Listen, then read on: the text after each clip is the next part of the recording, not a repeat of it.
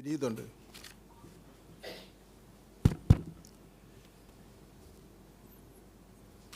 സംസ്ഥാന ഗവൺമെൻറ്റിൻ്റെ കരുതലും കൈത്താങ്ങും എന്ന അദാലത്ത് പദ്ധതി സംസ്ഥാനത്താകെ വിജയകരമായി പൂർത്തീകരിച്ചു വരികയാണ്.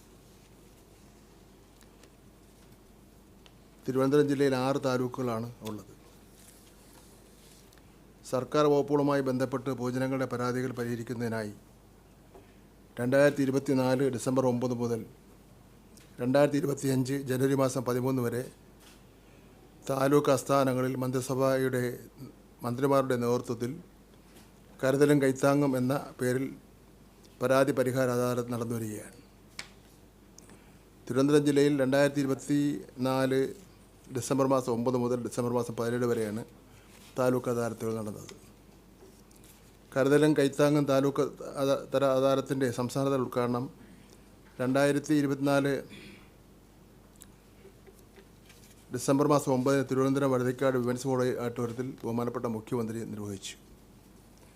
തിരുവനന്തപുരം ജില്ലയിൽ കരുതലും കൈത്താങ്ങും അദാലത്തിൽ ഓൺലൈൻ മുഖേന ആകെ 4589 അപേക്ഷകൾ ലഭിച്ചിരുന്നു. അതിൽ നടപടികൾ പൂർത്തീകരിച്ച 3010 അപേക്ഷകൾ അദാലത്തിലേക്ക് പരിഗണിച്ചിട്ടുണ്ട്.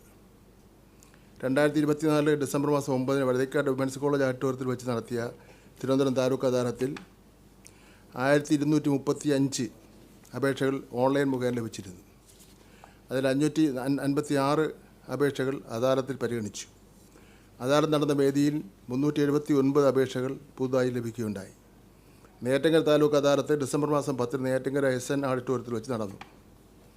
അദാലത്തിൽ ഓൺലൈൻ മുഖേന 743 അപേക്ഷകളാണ് ലഭിച്ചിരുന്നത്. അതിൽ 415 അപേക്ഷകൾ പരിഗണിച്ചിട്ടുണ്ട്. അദാലത്ത് നടന്ന വേദിയിൽ 962 അപേക്ഷകൾ പുതുതായി ലഭിച്ചു. ഡിസംബർ 12 നെടുമങ്ങാട് താലൂക്കിൻ്റെ അദാലത്ത് പടകുറ്റി MDM ഓഡിറ്റോറിയത്തിൽ വെച്ച് നടന്നു. അദാലത്തിൽ ഓൺലൈൻ മുഖേന 1216 അപേക്ഷകളാണ് ലഭിച്ചത്. അതിൽ 1026 അപേക്ഷകൾ അദാലത്തിൽ പരിഗണിക്കപ്പെട്ടിട്ടുണ്ട്. അദാലത്ത് നടന്ന വേദിയിൽ 968 അപേക്ഷകൾ പുതുതായി ലഭിച്ചു.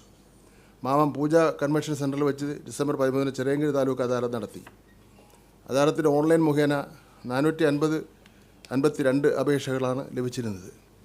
അതിൽ 246 അപേക്ഷകൾ പരിഗണിച്ചിട്ടുണ്ട്. അദാലത്ത് നടന്ന വേദിയിൽ 275 അപേക്ഷകൾ പുതുതായി ലഭിച്ചു.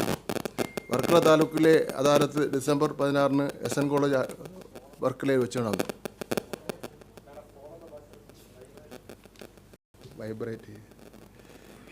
അദാലത്തിന് ഓൺലൈൻ മുഖേന 533 അപേക്ഷകളാണ് ലഭിച്ചിരുന്നത്. അതിൽ 439 അപേക്ഷകൾ പരിഗണിക്കപ്പെട്ടിട്ടുണ്ട്. അദാലത്ത് നടന്ന വേദിയിൽ 526 അപേക്ഷകൾ പുതുതായി ലഭിച്ചു. കാട്ടാക്കട ക്രിസ്ത്യൻ കോളേജ് വെച്ച് ഡിസംബർ 17 കാട്ടാക്കട താലൂക്കിൻ്റെ അദാലത്ത് നടത്തി. അദാലത്തിൽ ഓൺലൈൻ മുഖേന 410 അപേക്ഷകൾ ലഭിച്ചിട്ടുണ്ടായിരുന്നു. അതിൽ 328 അപേക്ഷകൾ പരിഗണിക്കപ്പെട്ടിട്ടുണ്ട്. അദാലത്ത് നടന്ന വേദിയിൽ 604 അപേക്ഷകൾ പുതുതായി ലഭിച്ചു. റേഷൻ കാർഡ് പൊതുവിഭാഗത്തിൽ നിന്ന് മുൻഗണനാ വിഭാഗത്തിലേക്ക് തരം മാറ്റുന്നതിന് അദാലത്തിൽ ലഭ്യമായ അപേക്ഷകളിൽ മേൽ പരിശോധന നടത്തി നടപടി സ്വീകരിക്കുകയും ലഭ്യമായ അപേക്ഷകളിൽ AIYPHH വിഭാഗത്തിലേക്ക് തരം മാറ്റിയ 1038 റേഷൻ കാർഡുകൾ അദാലത്ത് വേദിയിൽ വിതരണം ചെയ്യുകയുണ്ടായി.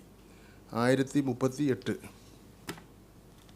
തിരുവനന്തപുരം ജില്ലയിലെ റവന്യൂ വകുപ്പുമായി ബന്ധപ്പെട്ട ആകെ 1807 അപേക്ഷകളാണ് അദാലത്തിൽ പരിഗണിച്ചത്. സിവിൽ സപ്ലൈസ് വകുപ്പുമായി ബന്ധപ്പെട്ട ആകെ 457 അപേക്ഷകളാണ് അദാലത്തിൽ പരിഗണിച്ചത്. തദ്ദേശ സ്വയംഭരണ വകുപ്പുമായി ബന്ധപ്പെട്ട് 576 അപേക്ഷകളാണ് അദാലത്തിൽ പരിഗണിച്ചത്.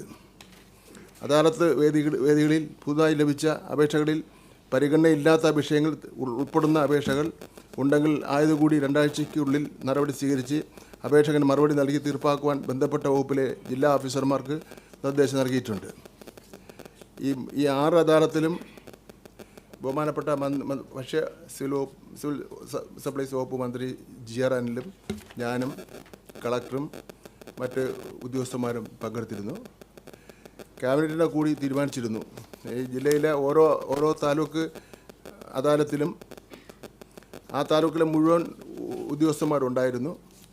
അപേക്ഷയുടെ അടിസ്ഥാനത്തിൽ ഉദ്യോഗസ്ഥന്മാരെ വിളിച്ചു വരുത്തി ഹിയറിംഗ് നടത്തി ഉത്തരവിട്ട് കൊടുക്കുമായിരുന്നു. 2 മന്ത്രിമാർ 2 ടേബിളിലാണ് ഇരുന്ന് ഞങ്ങൾ കാര്യങ്ങൾ ചെയ്തത്. എന്തായാലും ജനങ്ങൾക്ക് വലിയ പ്രയോജനം ചെയ്തു എന്നാണ് മനസ്സിലാക്കേണ്ടത്. ബഹുമാനപ്പെട്ട മന്ത്രി ബാക്കി കാര്യങ്ങൾ സംസാരിക്കും. ഈ വചനോത്സവത്തിൻ്റെ കാര്യം ഞങ്ങൾക്ക് ഒന്ന് പറയാനുണ്ട്. അത് ഇത് കഴിഞ്ഞിട്ടൊന്ന് പറയാം. കാരണം ഞങ്ങൾ മൂന്നൂരും ഇതിൻ്റെ ഭാരവാഹികളാണ്.